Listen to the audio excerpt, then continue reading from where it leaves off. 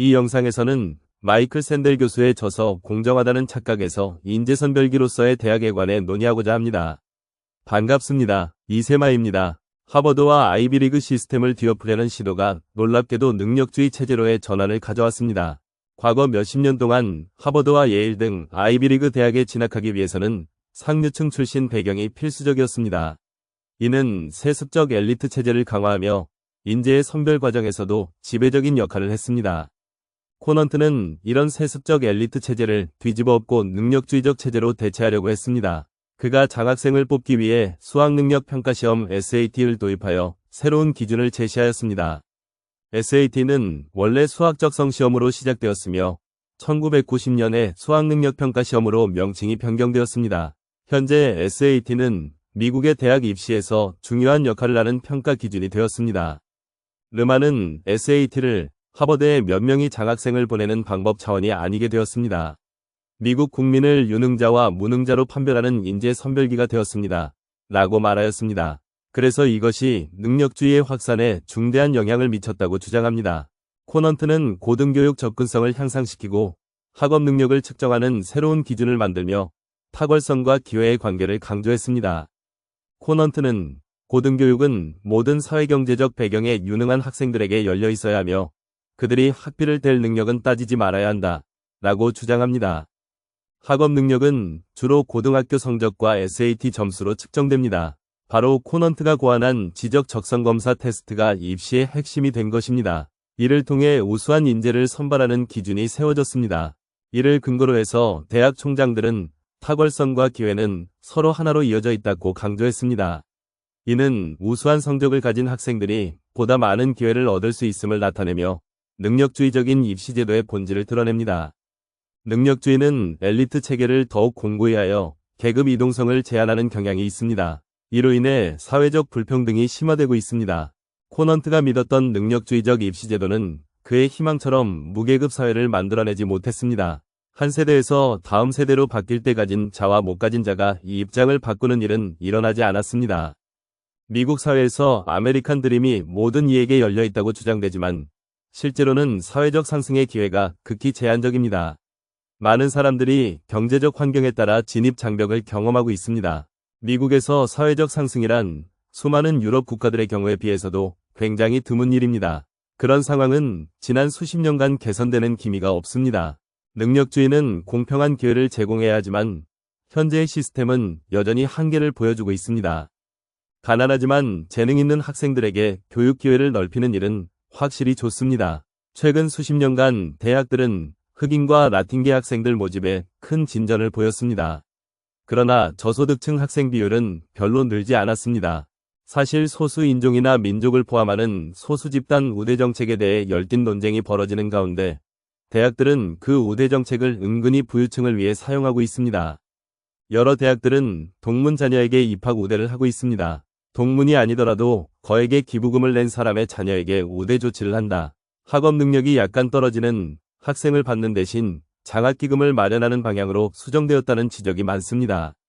대학은 인재 선별에 중요한 역할을 하며 이는 사회적 명망을 결정짓는 요소로 작용합니다. 학업 능력이 뛰어난 학생들과 함께 공부하고 싶었기 때문만이 아니라 그런 대학 간판이 최고의 능력주의적 영예를 주기 때문이었습니다.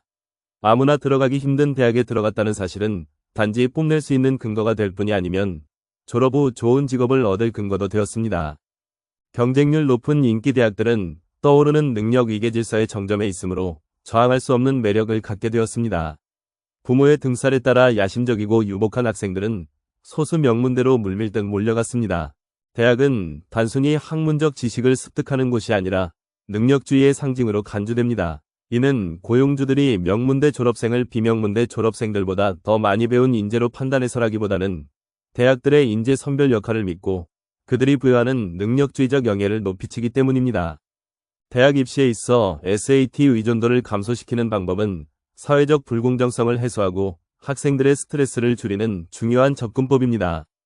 개혁에 대한 한 가지 접근법은 SAT 의존도를 줄이고 동문 자녀, 체육 특기생, 기부금 입학자에 대한 혜택을 없앰으로써 명문대에 더 많은 사람들이 들어갈 수 있도록 하는 것입니다. 비록 그런 개혁이 시스템을 좀 덜 불공평하게는 만들겠지만 고등교육을 인재 선별기로 보는, 즉 재능을 찾아내고 그 보유자에게 기회와 보상을 배분하는 역할을 맡는다는 개념을 뒤집지는 못합니다. 하지만 문제는 인재 선별에 있습니다. 그것을 더 능력주의적으로 완벽하게 만든다는 것은 그 입지를 더욱 굳힌다는 것입니다. 충분한 숫자의 명문대들이 유자격 지원자들을 추점으로 뽑게 된다면 고등학생들이 겪고 있는 스트레스를 적어도 얼마간은 줄여줄 수 있을 것입니다.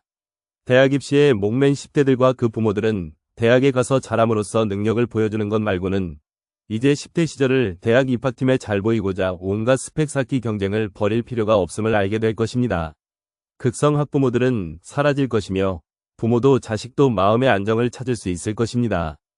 능력주의의 전쟁터에서 생기는 상처 없이 대학에 입학한 젊은이들은 불타는 고리를 뛰어넘는 일에는 큰 흥미가 없을 것이고 개인적 또는 지적 모험에 더 기꺼이 나설 것입니다.